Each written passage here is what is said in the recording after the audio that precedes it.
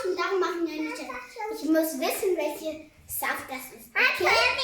Und jetzt geht's los. Ich fange jetzt an. Was geht denn los?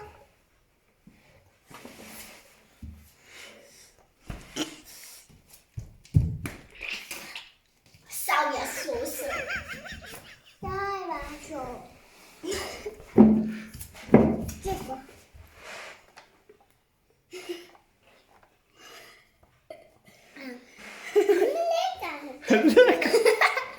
Lecker, sagte er.